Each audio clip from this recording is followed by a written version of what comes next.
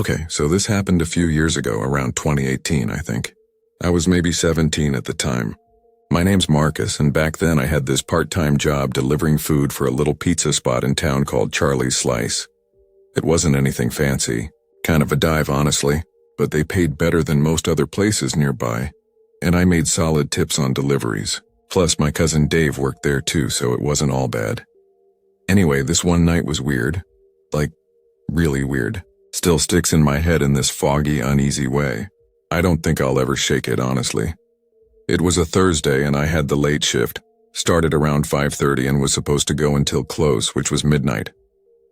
The night started off slow. Just a few deliveries, nothing crazy. Me and Dave mostly joked around in the back while folding boxes and sneaking slices when the manager wasn't looking. It felt like any other boring evening, until about 10:15. That's when this order came in. It wasn't that far, only about 20 minutes outside of town, out past the old train tracks near Sycamore Trail. That part of town was weird to begin with. It was all trees, thick and overgrown, and the houses were super spaced out, like the kind of place where your neighbors are a half-mile away and no one would hear you if you screamed. You know what I mean? Anyway, the order was for a large meat lover's pizza, nothing fancy. I boxed it up, grabbed my keys, and headed out.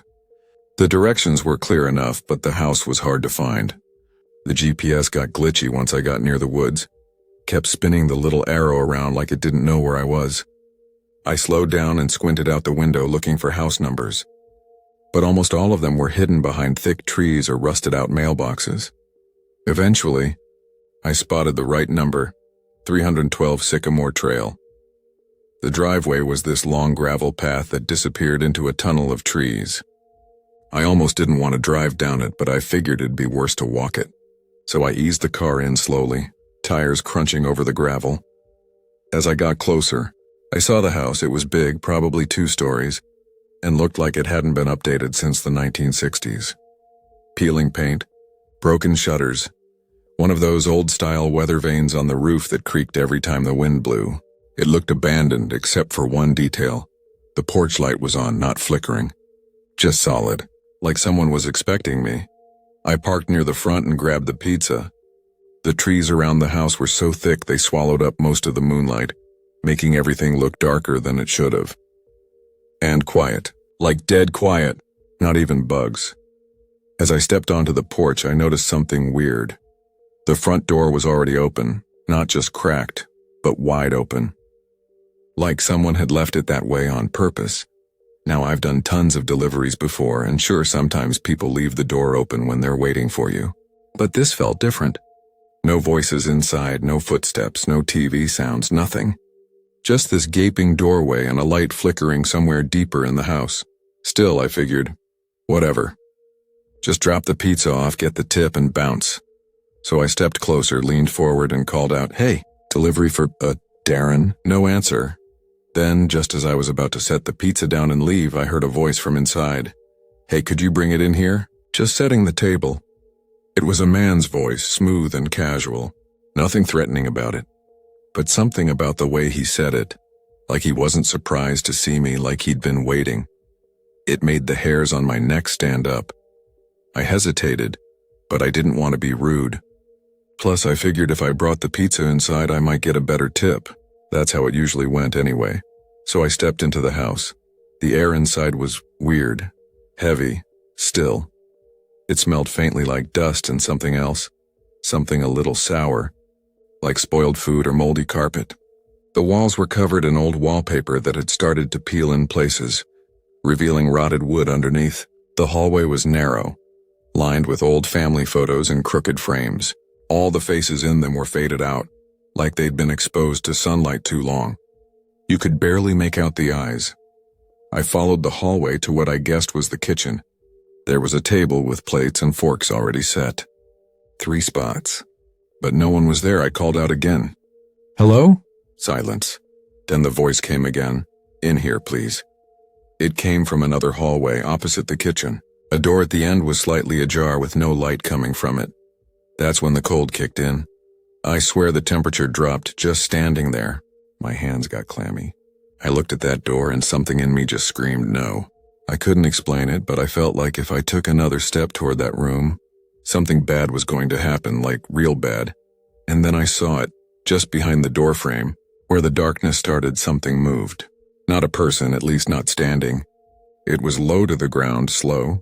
I thought it was a dog at first until I realized it was crawling. That was it for me.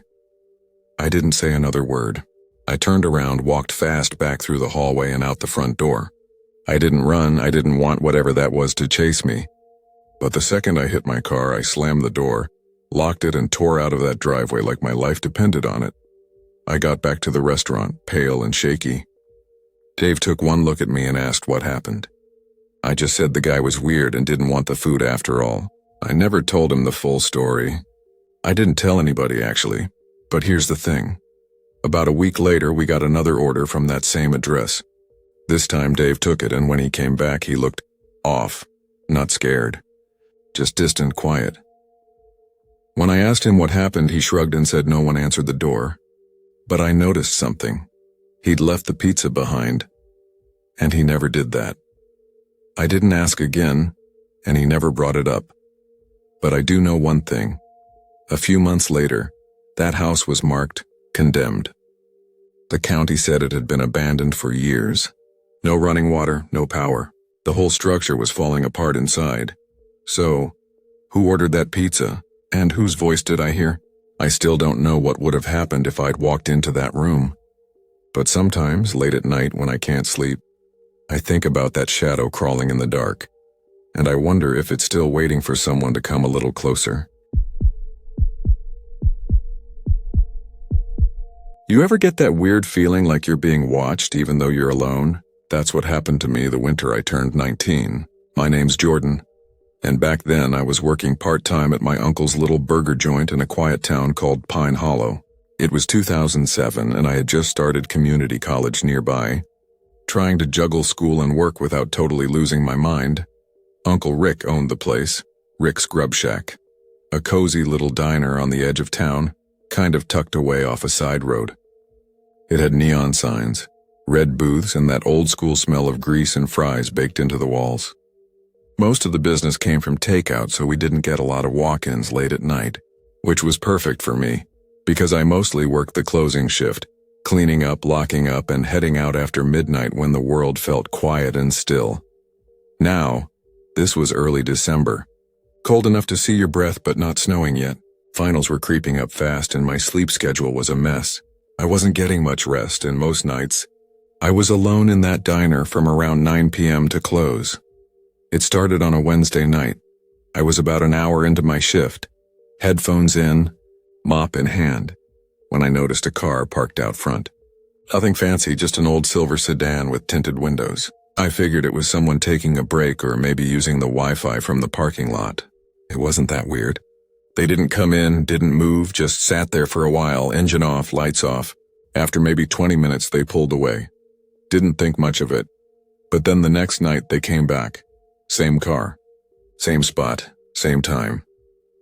That's when I started to feel off. I walked over to the front windows and peered out. The car was closer this time. The headlights were on, pointed straight at the building. I couldn't see who was inside. The windows were too dark, like blacked out dark, but they were definitely looking in. I felt it in my spine. I checked the locks on the front doors. Twice. The place always felt safe to me, but that night something shifted. I tried to keep cleaning, but every couple of minutes I'd glance out and the car was still there, like a shadow with wheels. Eventually they drove off again, slow and silent. That night I couldn't sleep. I laid in bed staring at the ceiling, every little noise outside making my heart race. Friday came and I told myself I was overthinking it. Maybe it was just someone waiting for a friend or killing time. But my gut kept whispering, nah, something's not right. I came in that night already on edge.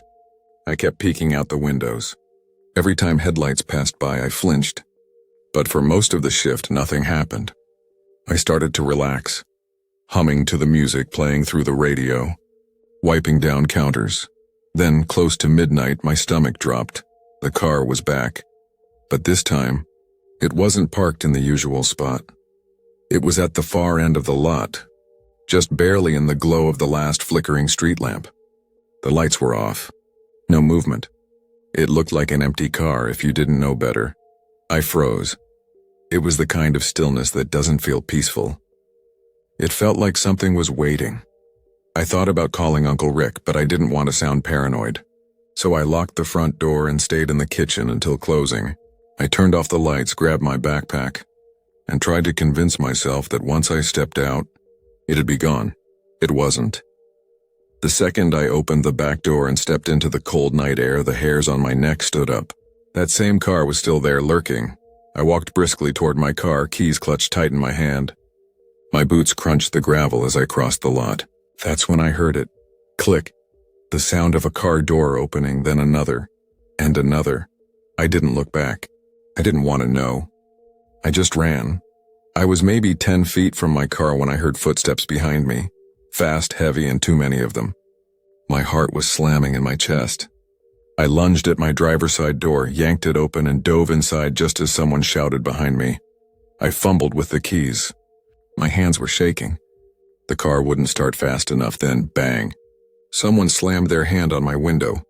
I screamed. 3 figures surrounded my car. They wore masks. Not Halloween masks. Those cheap white plastic ones with no features. Just blank faces staring in. Hoodies pulled low over their heads. One of them tried the door handle. I jammed the key in, turned it, click. Nothing. They were shouting now, pounding on the glass. I tried again. The engine sputtered. One of them started hitting the windshield with something.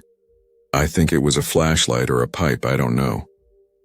I didn't wait to find out. On the third try, the engine finally roared to life.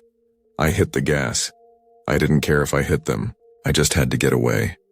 My tires screeched as I tore out of that lot, turning too hard and nearly slamming into the curb.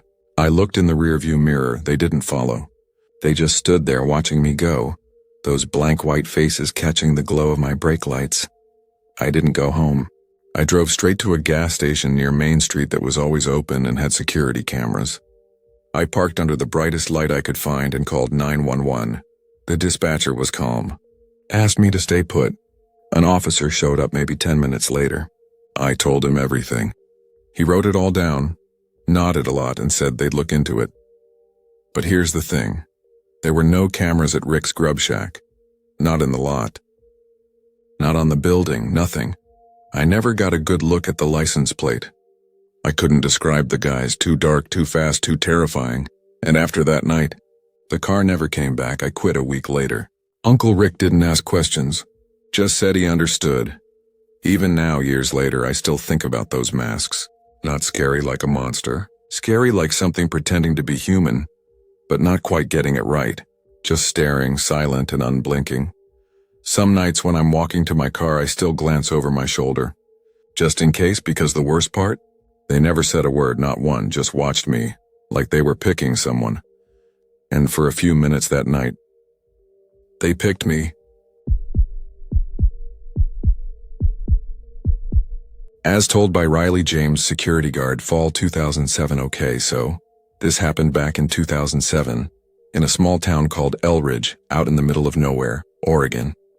I was 22 at the time, just out of community college, and trying to figure out what to do with my life.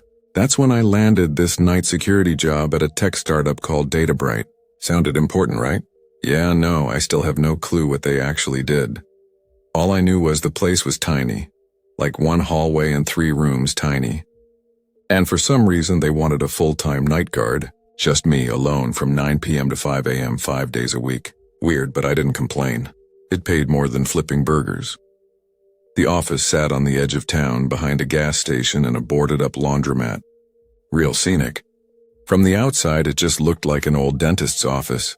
Gray paint peeling, flickering porch light, no sign out front. Inside wasn't much better. Beige carpet, buzzing fluorescent lights, and that dusty, stale smell like nobody had opened a window in 10 years.